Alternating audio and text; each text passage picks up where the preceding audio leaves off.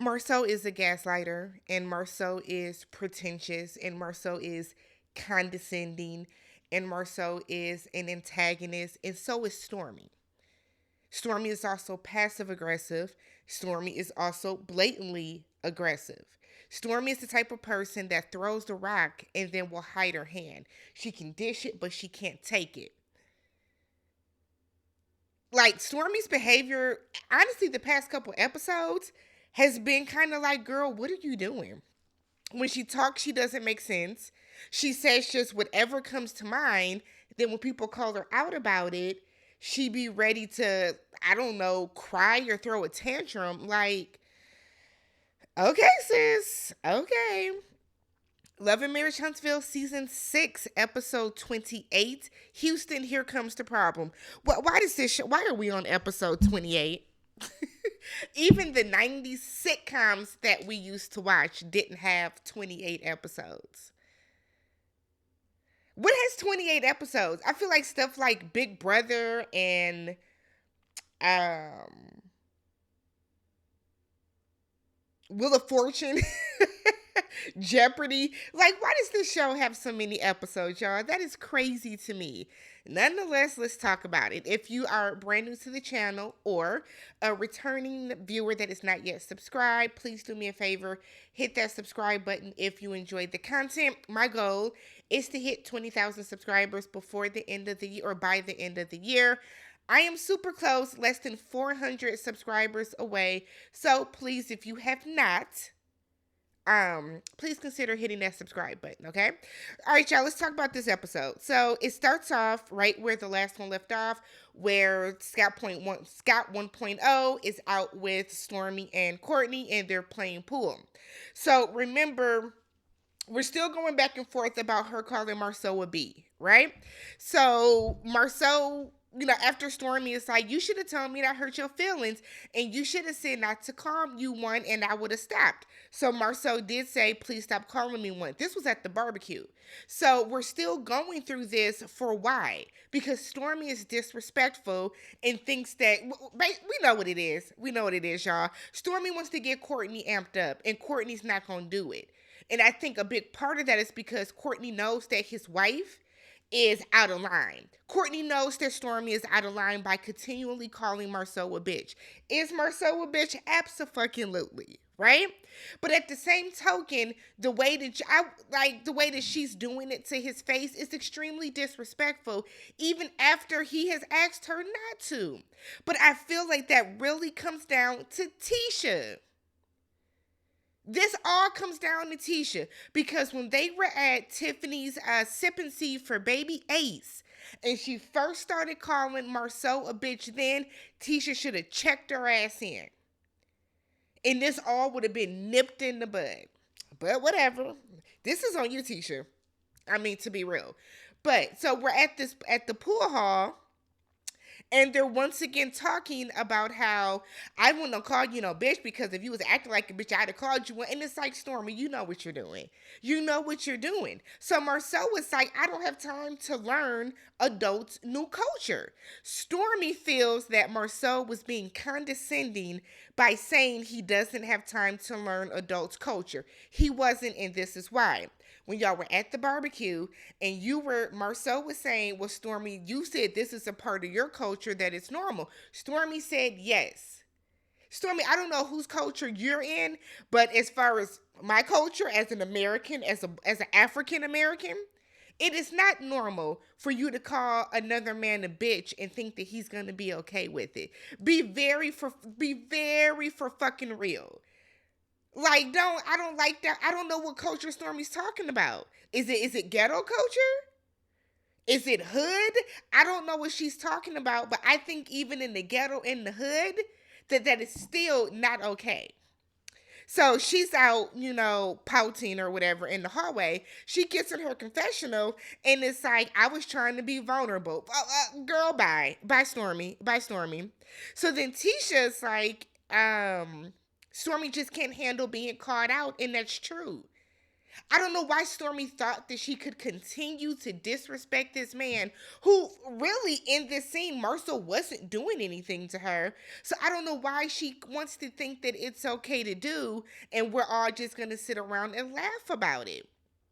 So Marcel then says that, look, if y'all want to work towards, as doing this and getting past this, whatever, that's cool. But if y'all can't get past the name calling and that's not gonna stop, then that's just it is what it is. Stormi is like, it's not even the name calling.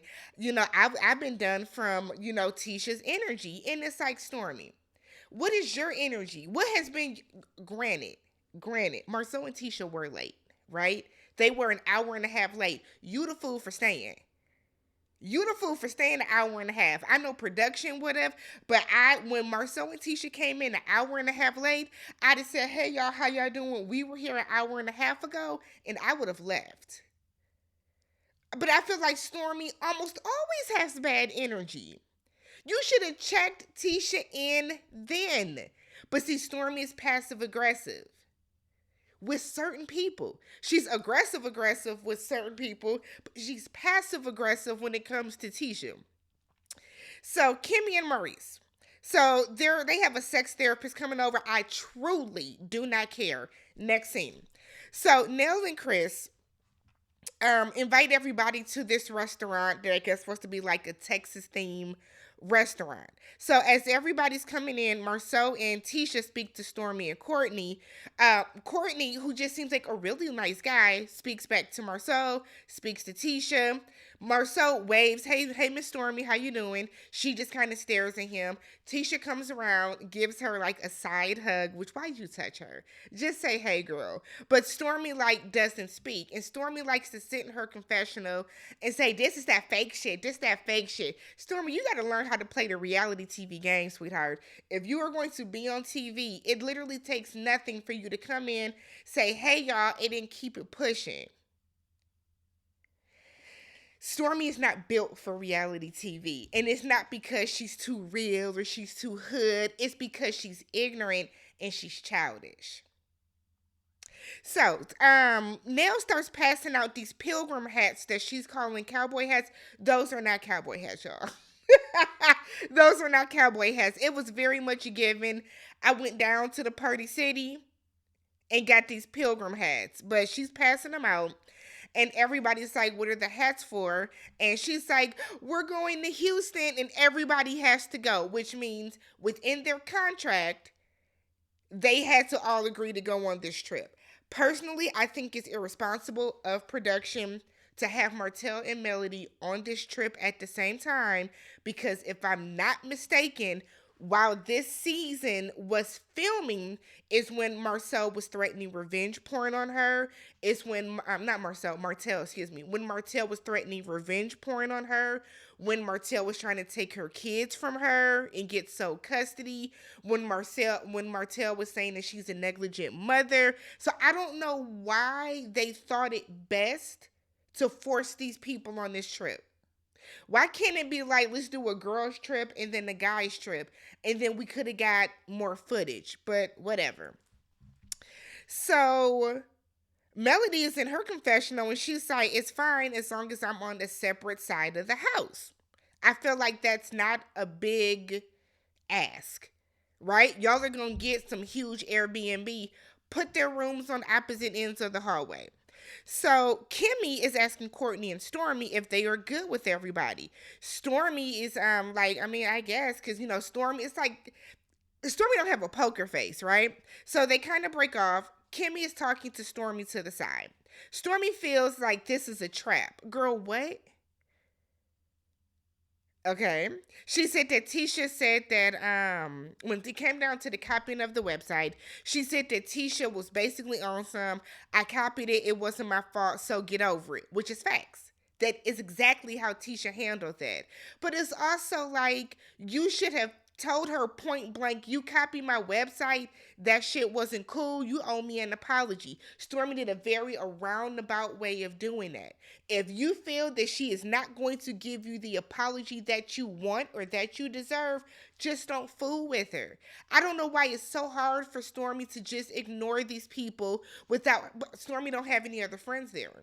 You know why? Because you let your mama drag Mel to and fro, you know what I'm saying, and completely disrespect her. You really don't fool with Kimmy like that, but Kimmy is gonna be your only ally there. I guess. What? I guess. I guess. Meanwhile, Tisha's talking to Melody and Nell about the website situation, and she's like, I was just too hands off. And Melody was like, yeah, because somebody should have caught that, which is facts. There's no way around it, Tisha. You were wrong. That's your website. I kind of feel like, what are you teaching your daughters? That if somebody messes up something that you own, oh, well, it's not your fault. You didn't directly do it. You have to take some accountability for this. You have to. I cannot wait to see this reunion, to see how Tisha is going to spin this. Tisha, you were wrong. You were wrong in this scenario, hands down. So Tisha's in her confessional now saying she does not know why Stormi is telling Nell about the website and said that Stormi is fake and tacky. Tisha, the jokes write themselves, girl. Go somewhere with that. The audacity of you. Like the nerve. Like, seriously. Like, oh my gosh. Like, come on, Tisha. Come on, Tisha. You doing too much. You're doing too much. You make, like, Tisha makes her, it's like, how do y'all stand her? Like, I know she has stands, but it's like, how? What do you see in her that makes you want to, like, go up for this lady? So, nobody had to tell Nell. It was all over social media. I personally saw it on the Shade Room. So it was all over social media. So Stormi didn't have to tell Nell, like, we all knew about it. So Kimmy is in her confessional, and she's like, yeah, Marceau does gaslight, and he's all these different things, but so is Stormi. And the thing is, Stormi just can't take the fact that people calls her out on stuff, and that's true tea. Facts on facts on facts. That's what it comes down to. So Melody is asking Marceau and Tisha, how's the trip gonna go? Are y'all cool? And Marceau was like, it's fine. Get over it at this point. It should be fine for them to go though. And it's kind of like, well, if y'all are screaming for Stormi to get over the website thing, Tisha should get over the drink being thrown in her face. See how it goes hand in hand? You know what I mean? I mean, Stormi's wrong in the way that she's been calling Marceau out his name, but then so is Tisha. And what it honestly seems like is honestly seems like Stormi is going after Marceau because she's mad at Tisha, much like Marceau was going after Courtney because he was mad at Stormi. Marceau and Stormi are really the same person because they're doing the same thing. But okay, alrighty then. So we'll see how that's gonna go. I don't know why Tisha thought that her and Stormi were cool after the way that y'all ended it with the whole we just ain't gonna be friends type situation. Bad energy, bad energy. So I don't know what Tisha was thinking, but y'all didn't end on good terms. Like, is Tisha really this slow, y'all? Or y'all think this is just like an act? Tisha can't be this slow, right? Not for real. Not for real, for real, for real. So at the restaurant, the guys are all to the side talking. And Marcel was like, this is going to be fun as long as the men and the women stay separate on the trip. It'll be fine. Because when everybody comes together, it's a bunch of mess and feelings getting hurt, accusations flying, name calling, which we all know. Marcel said, well, I don't have a woman. So it should be perfectly fine for him. And he's like, but I can import somebody. And we know that he brings Ariane. Well, it's alleged that is Ariane that he like flies in, and it's all see he does stuff like that to antact. But y'all be wanting Melody to speak to this man, and I just don't understand the amount of people. I'll get to it. So Kristen comes over and it's like, yeah, you don't have no woman and she don't have your name no more. She got the whole ceremony. And it's like, Chris. But see, Melody, you shouldn't have invited nobody off this damn cast. They should have all saw it on the show with the rest of us. You thought that Nell and Chris would be more mature to bring to this event, but Nell came up to you with the foolishness of it all, and here Chris go acting like a little 16-year-old, teasing Martell. Meanwhile, Nell is asking Melody, is she okay with the trip? Um, and Mel is like, as long as I have a room with a lock on it, and then don't try to be funny and like pair us up together. It's not all fun and games with us. And this is again during the time they're in this custody battle. This is during the time that he's threatening revenge porn on her. This is during the time when he's calling her every name under the sun. So yeah, she don't want to be around him. I would never understand how we watch these reality shows and we've seen the history and y'all still want these people to speak. It's the same thing with the Housewives of Potomac. Giselle, Candace, and Wendy do not have to talk to each other. They don't like each other. Why do y'all want them to talk? Why do y'all want Melody to speak to him? I don't even go up for Melody like that. Her voice is nails on the chalkboard to me. But like why? Why should she speak to him? Like honestly. If they're not talking about their children, the 4 kids they have together, there is absolutely no reason that the two of them need to be in conversation whatsoever on this show. At all. So then Nell is like, I want to go ride the bull. Y'all, why did she run like that? She was running sideways, looked like a little leprechaun, and I said, what is going on here? I hollered. I was in here cracking up. Why did that lady run like that? Then I was like, is it a stunt double? Because we didn't really see her face on the bull. Was that a stunt double? Oh yeah, I think that was really Nell. Something about that scene just didn't give, whatever. So we get to Houston, okay? So Melody gets there right after the Fletchers because she want to make sure she get this room. Somebody said on Twitter that she did not stay at the house anyways. She stayed at a hotel nearby with her team. I can believe it. I believe it. So they're there, and right away, Melody is like, so where is my room?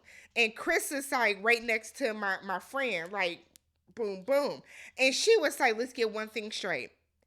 Let's get one thing straight. The jokes and stuff, it's nothing funny about it. There's no need to joke in any capacity. Let's not even put our names together.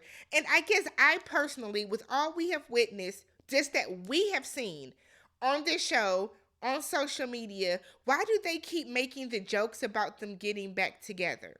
Why do we celebrate toxicity? Yes, they have 4 small children together. I get it. How old is that oldest? Like 12 or so? I get it. They have 4 kids together. But this man not only cheated on her during the pandemic when we should all have been quarantining, but he produced the child. He then began to all but stalk her. He has verbally abused this woman. He has emotionally abused this woman. He has tried to take her kids away. He has tried to turn all their friends away. He was stalking her, showing up on different dates. Why on God's green earth do any of these people that have seen more than we have seen, because they are literally around them when the cameras are gone, why do they think it's funny to constantly say that they should be together? Why? I will never understand that. The friends I have that are divorced, the friends I have that are no longer with their partners, their boyfriends, their girlfriends, whatever the case, no part of me ever thinks it's funny to jokingly say that they are going to get back together if it ended tumultuously. Chris is too old for this. Like, seriously. I feel like every single person on that cast outside of Melody has joked that they are getting back together. What's funny about that? I don't understand it. So then when she checked Chris in about it, he's sitting there looking like he's stupid. Yeah, because you should feel stupid. How is this funny? I guess. I guess. Maturity is not a given with age, okay? So Nels lets them know that Tiffany and Lou are not coming. Tisha said, "Why? When's the last time you've seen her? You know she ain't coming. She ain't been around y'all." So all the rooms are Jack and Jill rooms. For those of you that don't know, that means that there was a bathroom in the middle. And the Scotts are sharing a room, and they're like, "Oh, y'all are gonna share a room. Y'all do everything else together. What's the difference? What's the difference? Is it ideal to share a bathroom with another adult? It's not, but y'all are on a free trip. Deal with it." So we get Kimmy and Maurice. Um, During their sex therapist situation, I guess that they had during their sex therapist scene, they have like an exercise where they have to sit crisscross applesauce, and then eventually she straddles him while they look into each other's eyes and talk. So she tells him that his constant being on social media saying his need for sex and how he wants to have sex with his wife throughout all the cancer, that it was disrespectful and it didn't protect her. Kimmy, let's be real, you didn't protect yourself, because when Maurice was saying all this ignorant ass shit, you got on and you basically corroborated his story. You basically made it seem as if he did nothing wrong. You made it seem as if what he was saying was just fun and jokes and giggles. So if you didn't feel that way, why did you do it? Kimmy, because a lot of it came down to the fact that when you decided to jump on back of, when Maurice was doing that stuff and you were holding him down and trying to have his back, why are you protecting somebody that's blatantly disrespecting you? Blatantly disrespecting you. It absolutely makes no sense. So she said that he now has to answer to her mother. You have to now explain to my mom, because now my mom is wondering what's going on in that household. So Maurice said he did not think about the collateral damage. Kimmy said that Maurice is like a jokester and he likes to do all this. It was just a joke. It was just a joke, but his jokes never land. But do you check him in about these jokes, or do you do the whole, "Oh, Reese," or do you do that? We then have Tisha and Marceau. So Tisha's telling Marceau how she saw Tiffany, and Tiffany was talking about the postpartum. And she's like, "Oh, and baby Ace is so cute. Speaking of baby Ace, I took a pregnancy test." And it's like, Tisha, I guess I don't understand the need to tell him. You took a test. You're not pregnant. What's the point in you saying anything? Why did you take it on camera?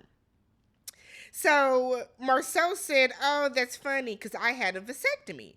Tisha said that she knows a couple people whose husbands have vasectomies and have still gotten pregnant. So vasectomies, much like condoms, are not 100% foolproof, right? But it's not a common occurrence. Now, I didn't look up statistics, but I don't know if so many years after getting a vasectomy, if you can still produce a child or produce sperm, I should say. So I don't know how that works, but Tisha is mad because Marceau was like, and if that happened, you would be taking a blood test. So Tisha feels that Marceau does not trust her. And he's like, if you got pregnant, you would have to get a blood test. Tisha said, and I would leave you when the results came back. Marceau said, I would have already been left you. So now they're going back and forth. She feels he's being disrespectful. He feels that, oh my God, so is this how you feel when I gaslight you? Oh my God, did you pull a Marceau on Marceau? And it's the age-old adage of how a man can cheat on you and treat you like shit and do everything that he wants to do for his enjoyment, for his pleasure, for his benefit, but when the tables are turned and it's coming back on him, he can't take it. Do I think that Marceau has cheated on her? Yes. I do. Do we have any tangible proof? No, we don't. Do I think that that's why Marceau is like reacting the way that he is? Yes. But see, now, Tisha, you have sowed seeds of doubt within Marceau. Because before this, Marceau probably never crossed his mind that Tisha could step out on him. But you're taking a pregnancy test. Why? What does that mean? What's that for? So I just kind of feel like, Tisha, this whole entire situation wouldn't have happened had you not told him. Had you not taken the test on camera. You just wanted to have a reason to argue, is what I'm giving. So then you started the conversation and you don't like his response, so you're upset about it. Carlos, do better. Do better, Carlos. Do better with this show. Want better for your shows. Want better for your shows. You so worried about what's going on with the housewives. Want better for your shows and for your cast. This show can't last much longer because this is silly. It's irresponsible and it's silly, a lot of the stuff that happens. But if you have not already, don't forget, subscribe to the channel, thumbs up the video, leave some comments down below, as I know you guys will. Share with a friend, and I will catch you guys in the next one. Peace.